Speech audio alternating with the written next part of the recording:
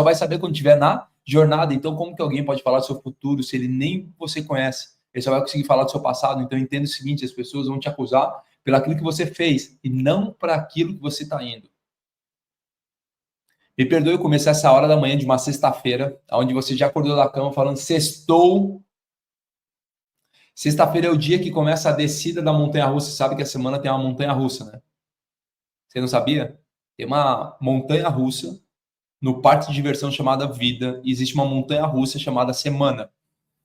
O que é a montanha-russa Semana? Na sexta-feira, você está lá no topo da montanha-russa, olhando e fala, vai ser curtição a descida agora. E aí vem sabadão.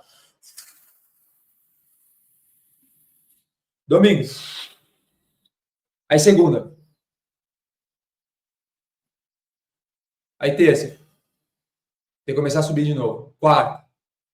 Aí quinta. Aí sexta. Uhul! Sextou! Sábado, domingo. Só que a gente tem um código, coloca aí. Todo dia é segunda-feira. O seu rim, ele te ensina algo. Que não importa que dia da semana é, ele precisa funcionar. Seus pulmões, ele te ensina algo. Não importa o dia, ele precisa funcionar. Então, todos os dias é segunda-feira. Todo dia é segunda-feira. Sabe por quê? Porque se você não cuida com esse driver de todo dia ser segunda-feira, e por que todo dia é segunda-feira? Segunda-feira é o pior dia, Thiago. Segunda-feira é o melhor dia de criar as oportunidades, onde a grande massa não quer criar as oportunidades. Eu crio as oportunidades.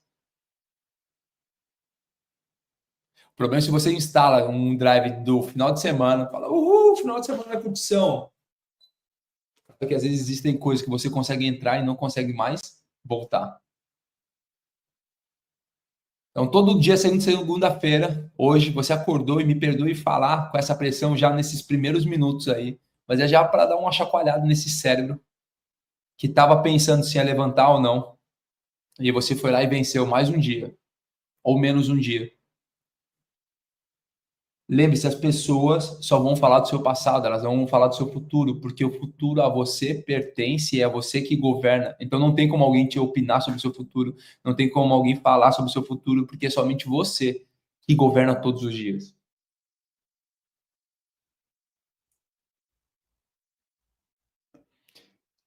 Então olha só, você que está aqui, quando Paulo chegava para a igreja de Roma, ia começar a falar, e é lindo esse texto, eu sou apaixonado por um dos textos que eu carreguei como um texto rema, como uma palavra de direção para a minha vida.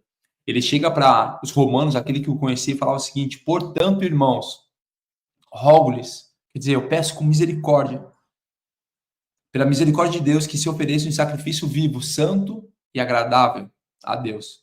Este é o culto racional de vocês. Não se amolde ao padrão desse mundo, mas transforme-se pela renovação da sua mente, para que sejam capazes de experimentar e comprovar a boa, agradável e perfeita vontade de Deus.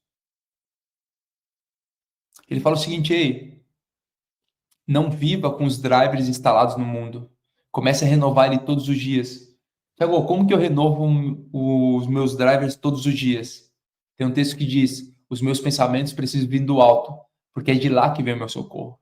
Quando você olha para o alto de uma montanha, é de lá que vem o seu socorro. Incrível, quando você lê o Apocalipse, o cavaleiro vai aparecer no alto. É de lá que vem o seu socorro. O problema é que você acha que é no momento presente. Ele está falando o seguinte: tenha sempre em mente que é do alto que vai vir o teu socorro. Ele fala: não amolde-se ao padrão desse mundo, mas renove a sua mente todos os dias. Às vezes você fala: eu não consigo ser santo. Não, presta atenção, santo significa separado. Santo é só alguém que foi colocado de lado. Você foi colocado de lado. De lado para quê? Para cumprir um propósito. Viver no mundo que jaz o maligno. Nós fazemos parte dele, mas nós não somos dele. Nós estamos aqui, mas não fazemos parte desse mundo. Ei, presta atenção. Você vai começar a mudar a sua mente todos os dias.